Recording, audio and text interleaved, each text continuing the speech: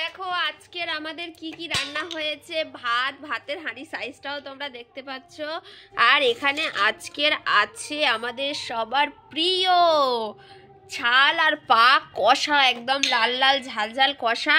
আর এখানে অনেকেরই প্রিয় কচু দিয়ে চিংড়ি শাক আর বাদাম দিয়ে আজকের হয়েছে। তো চলো ভাত বেড়ে নিই আর খাওয়া শুরু করি। প্রথমেই দিয়াঙ্কেই খেতে দিই। তো দেখো দিয়াঙ্কের আমি হাতে তুলে খেয়েছিলাম না, যারা হাতে তুলে খেতে পছন্দ করে ভিডিওতে লাইক আর কমেন্টে হাত লিখে দাও। আর যারা আচ্ছা যাই হোক, দিয়াঙ্কের এবার ভাতটা দিয়ে দিই, তারপরে আমিও ভাত নেবো। খিদে পাচ্ছে খুব বন্ধুরা। তো এখানে ওর অল্প ভাত দিয়ে দিলাম। বেশি দেবো? মাই গড, দিয়াং ভাত চেয়ে খাচ্ছে। মাই গড, আর একটুখানি দাও। ওটা খেয়ে নে, তারপর আবার দেবো। আর এখানে একটু এই তরকারি একটু দিচ্ছি।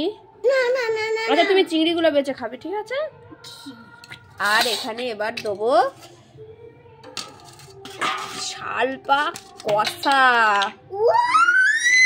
দেখতে পাচ্ছ তো কেমন বিয়ারা করে। তো এখানে ওর কিন্তু শুধু আলু আর একটু দেবো, কেননা ও হচ্ছে ঝাল খেতে পারে না, ওকে একটু ধুয়ে দিতে হবে, তাই তো? মানে আমার ভাতের সাথে মিশে একটু দিলে হয়ে যাবে। তো চলো আজকের এই খাওয়া দাওয়া স্টার্ট হোক, তাই তো? চলো।